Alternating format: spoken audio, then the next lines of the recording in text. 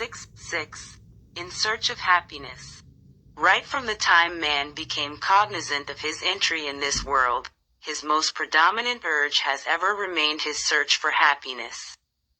Whatever he did with but one motif, that of being happy. In pleasure and enjoyment he found delight, and quite naturally, he took to it. Yes, we all hanker after pleasure. For pleasure we perform. For pleasure we strive. And while remaining amidst pleasure we dream of being stabilized in unbound, imperishable happiness. To achieve this, we undergo undue strain and become a prey to, suffer ants and agony unforeseen. Thus in our futile search of happiness, seemingly to be derived through our thirst of sensual pleasure, we get ourselves overly involved in the ephemeral transient. Untimely consumed, and thus stupefied, we avail not anything substantial out of our ventures, and at long last we die amidst sheer hopelessness. Thus we miserably fail to achieve the desired end. But still our endless search for happiness never does end. All our endeavors, all our yearnings, thus end in total subjugation to the overpowering will of destiny.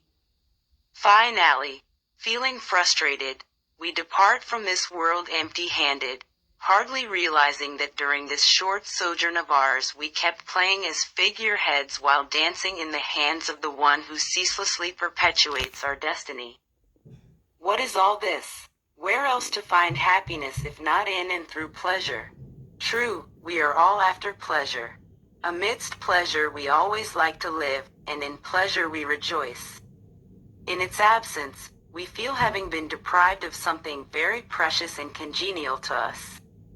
And still, this pleasure totally fails to bring to us the ever-cherished happiness, the happiness which stealthily remains farther away, all the while beckoning us to keep our unending search ceaselessly prolonged. And in our non-stop pursuit of the inevitable, we keep strenuously running, day after day, year after year, life after life, all the while rehearsing the same monotonous scenario of this ever so demanding and highly 26. Exacting life. What a drudgery. But is life really a drudgery? Has life nothing in it to impart? Is all this pursuit after pleasure a sheer waste? A little reflection will clarify one salient feature underlying the questions.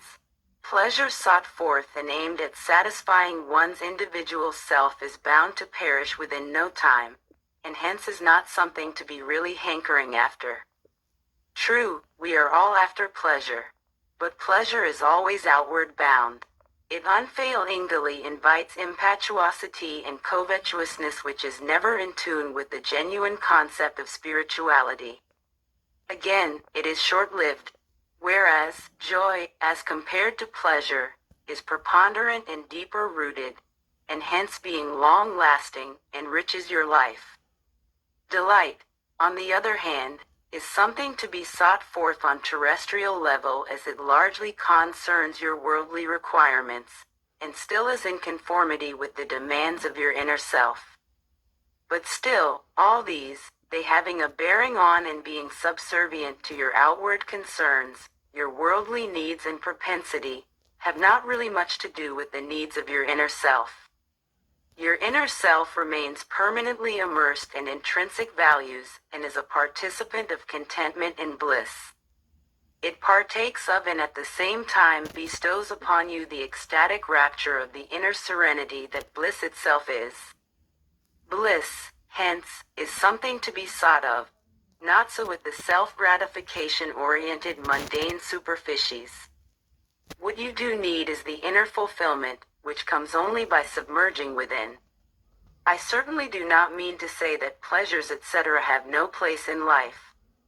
Yes, they have their status and function in life, and values too, but such gratifications should not and need not be the end-all and be-all of this existence of yours.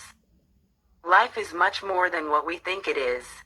The greatest element of love bequeathed to you is ever yours, a strength and favor granted to you to help quench the age-long thirst of the soul, its thirst to remain in perpetual bliss, the very nature of the soul. This you derive only by remaining unattached to worldly lures. Attachment brings miseries. Non-attachment invites permanent bliss. It all depends on how you live and what your bona fides are. We here visualize the futility of life which, in actual fact, is not futile provided we live it in earnest and with right spirit. This search of 27. Ours for permanent happiness to be derived through the pursuit of worldly pleasures brings plenty of uneasiness, pain and sufferance, in dodging which we become a prey to inordinate anxiety and fear.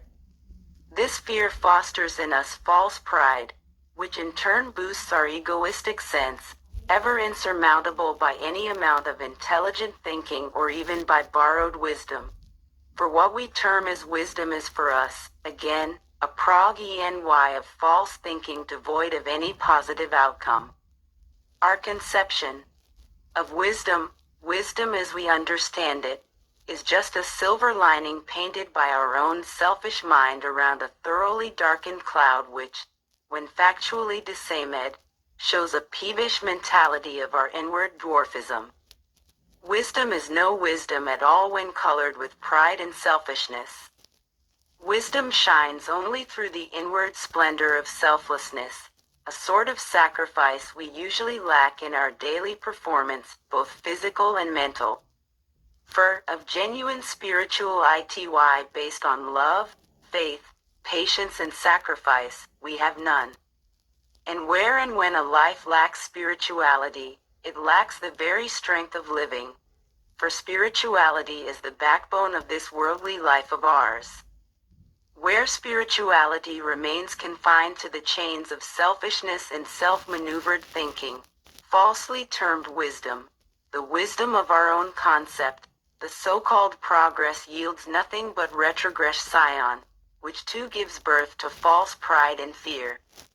These two reciprocate each other's traits, and in so doing get self-nourished. If we do really intend to make the most of this life, we should, amidst all probabilities, give up our pursuit of worldly pleasures, and remain inwardly drawn, genuinely satisfied with what has been bestowed upon us by destiny. For our fate is the outcome of our own undertakings, for we ourselves are its originators. So be not satisfied with just going forward in your worldly march. Rather be upward bound, and march towards your final resort, your spiritual destination. Let that august march remain your sole goal from now on. And thank you very much for watching. Have a good and great day.